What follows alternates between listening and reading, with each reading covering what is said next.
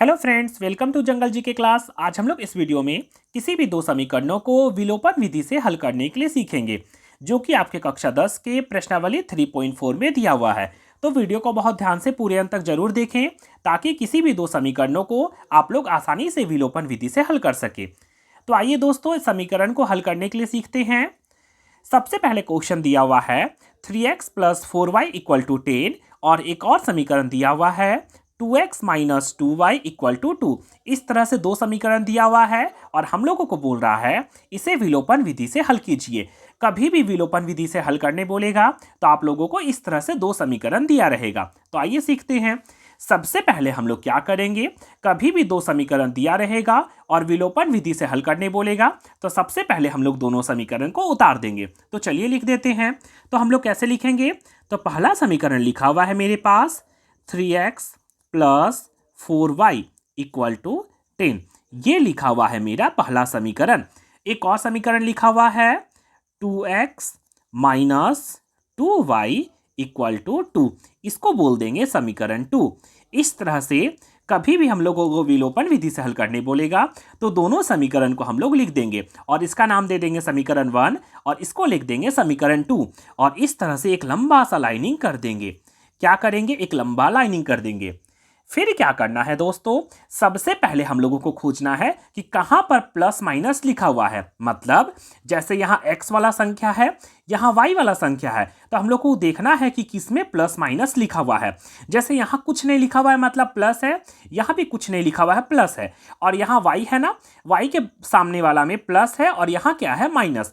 तो सबसे पहले हम लोगों को क्या करना है, समीकरण को हल करने से पहले प्लस माइनस को खोजना है। जैसे यहां प्लस माइनस लिखा हुआ है ना, तो हम लोग क्या करेंगे, सबसे पहले प्लस माइनस को खोजेंगे। मान के चलिए दोस्तों, अगर यहां प्लस माइनस नहीं लिखा रहता, जैसे यहां भी प्लस और यहां भी प्लस रहता, और यहां प्लस, या फिर यहां माइनस और यहां भी माइनस रहता, तो उसको हम लोग दूसरा क्वेश्चन में हल करने के लिए सीखेंगे। नेक्स्ट क्वेश्चन में पहले इसको हम लोग सीख लेते हैं। क्या करना है, सबसे पहला काम क्या है आप लोगों को कि प्लस माइनस को ढूंढना है। अगर प्लस माइनस मिल जाएगा तो उसके बाद वाला जो अंक लिखा हुआ है उसको हम लोग क्या करेंगे, बराबर करने का कोशिश करेंगे। तो आइए बराबर करते हैं। तो कैसे बराबर करेंगे, तो यहां लिखा हुआ है 4y और यहां लिखा हुआ है 2y। हम 2 को कितना से गुना कर देंगे जो 4 हो जाएगा। तो 2 को कितना से गुना कर सकते हैं, तो हम 2 को गुना कर सकते हैं 2 से, तो 4 बन जाएगा। तो हम लोग क्या करेंगे, ये पूरा समीकरण में 2 से गुना कर देंगे। अगर 2 से गुना कर देंगे तो यहाँ 4 आ जाएगा ना, और यहाँ भी 4 लिखा हुआ है, और एक है प्लस एक है माइनस, ये पूरा कट जाएगा। तो क्या किया मैंने, तो दूसरा समीकरण में 2 से गुना कर दिए। अब चलिए गुना कर देते हैं। पहला समीकरण तो कुछ नहीं किया ना, तो पहला को हम देख के सेम उतार देंगे। तो कैसे लिखेंगे, तो यहाँ लिख देंगे 3x plus 4y equal to 10। इस तरह से लिख दिए ना। दूसरा समीकरण में 2 से गुना किए हैं। क्यों गुना किए, क्योंकि 2 से जब गुना करेंगे तो 2 दुना हो जाएगा 4, और यहां भी लिखा हुआ है 4, दोनों बराबर हो जाएगा। तो चलिए गुना करते हैं। तो बारी बारी से सबसे गुना करना है। 2 दुना हो जाएगा 4x माइनस 2 दुना हो जाएगा 4y बराबर 2 दुना हो जाएगा 4। इस तरह से करने के बाद फिर एक लाइनिंग हम लोग कर देंगे। कौन सा विधि से हल कर रहे हैं, तो विलोपन विधि से हल कर रहे हैं। फिर क्या करेंगे, प्लस माइनस और इसके बाद वाला अंक सेम सेम है, और एक प्लस है माइनस है, तो ये क्या होगा, कट जाएगा। और मेरे पास क्या बचा, तो इधर बचा 3x और यहाँ बचा 4x। दोनों को जोड़ेंगे, क्योंकि इसके आगे कुछ नहीं मतलब प्लस है, इसके आगे कुछ नहीं मतलब प्लस है। प्लस प्लस जोड़ेंगे तो प्लस होता है। 3x और 4x तो कितना हो जाएगा, 7x बराबर, इसको भी दोनों को जोड़ देंगे, क्योंकि इसके आगे भी कुछ नहीं इसके आगे भी कुछ नहीं मतलब प्लस प्लस है। 10 और 4 हो जाएगा 14। फिर क्या करेंगे, फिर हम लोग देखेंगे कटेगा तो काट देंगे। कटेगा क्या, हाँ, 7 से ये 14 कट जाएगा। तो क्या करेंगे, 7 एकम 7, 7 दूना हो जाएगा 14। तो x बराबर कितना हो गया, तो x बराबर हो गया 2। इस तरह से मेरा x का मान निकल गया। अब चलिए हम लोग y का मान को निकाल लेते हैं।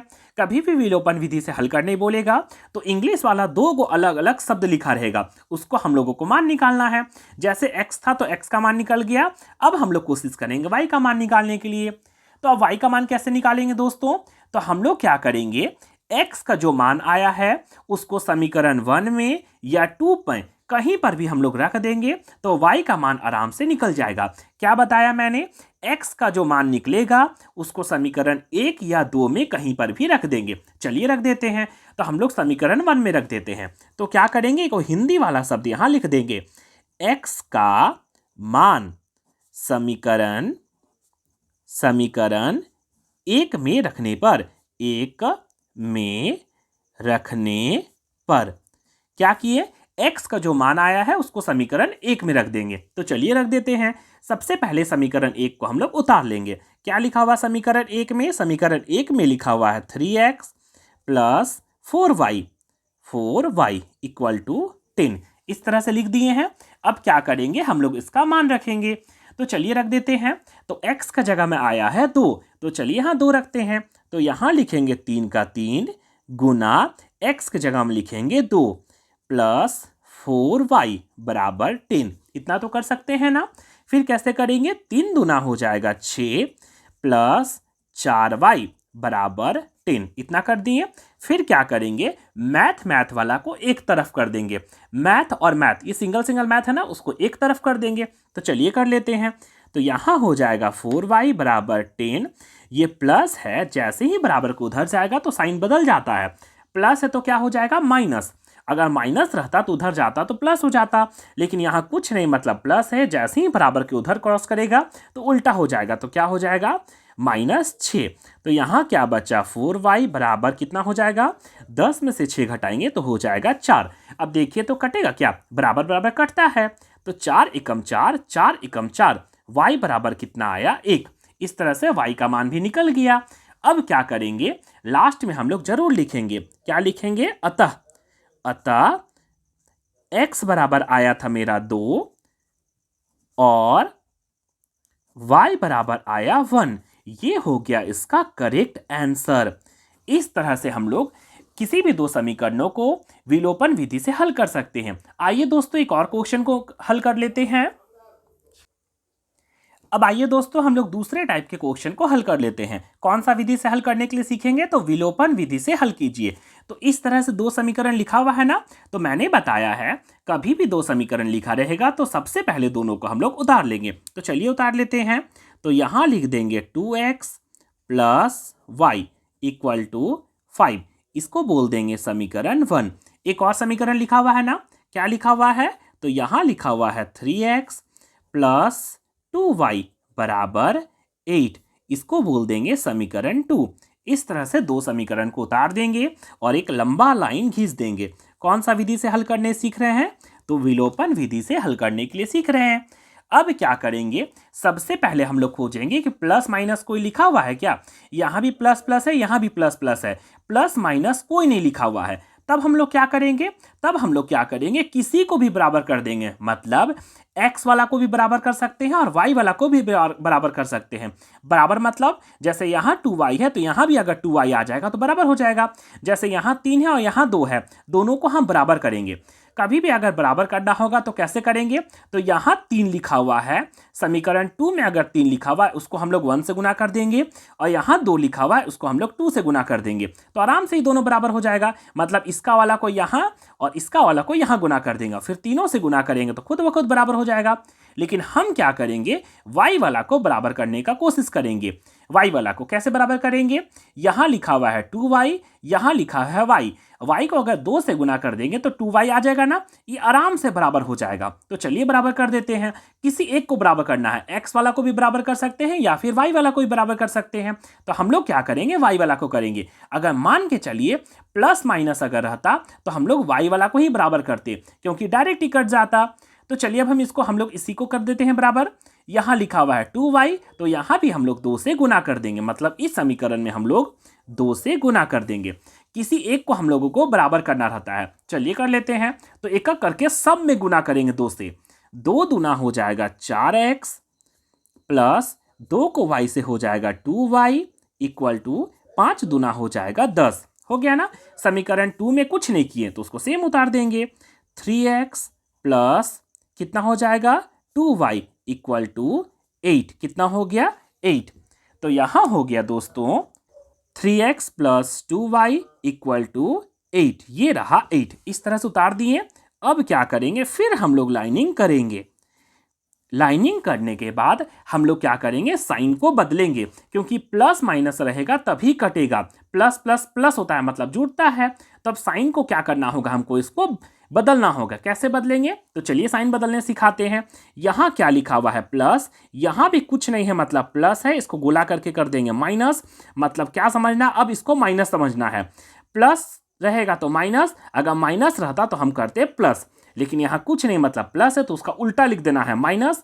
यहाँ प्लस है तो उसको गोला करके लिख देंगे माइनस, और यहाँ कुछ नहीं है प्लस मतलब उल्टा करके माइनस।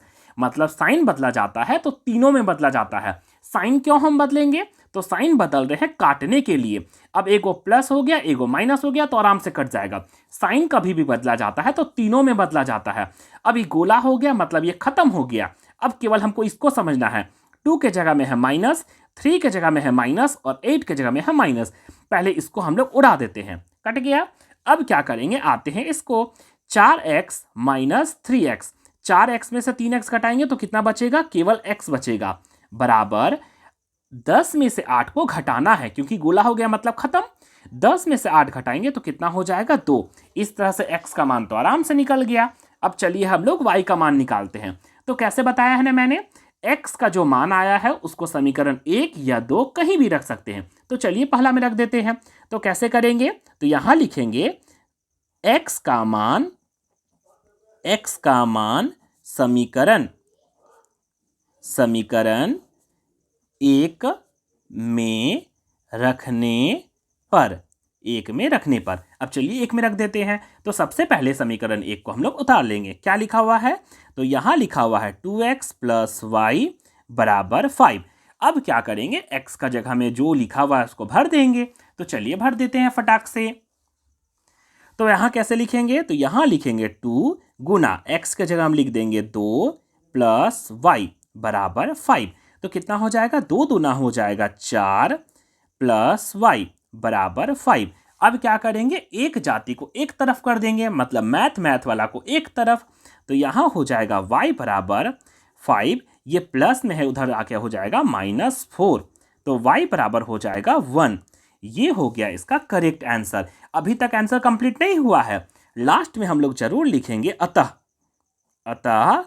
x बराबर कितना आया, तो x बराबर आया हम लोगों का 2 और y बराबर आया है 1। ये हो गया इसका करेक्ट आंसर। इस तरह से कभी भी आप लोग आंसर लिखिएगा तो x और y का मान को नीचे जरूर लिख दीजिएगा अतः करके। ये रहा इसका करेक्ट आंसर। इस तरह से बच्चों आज हम लोगों ने किसी भी दो समीकरणों को विलोपन विधि से हल करने के लिए सीख लिया। आपके एग्जाम में हर बार यहाँ से क्वेश्चन पूछे जाते हैं। इसी तरह का मैथ से रिलेटेड नए वीडियो पाने के लिए मेरे चैनल जंगल जी के क्लास को लाइक शेयर और सब्सक्राइब जरूर करें।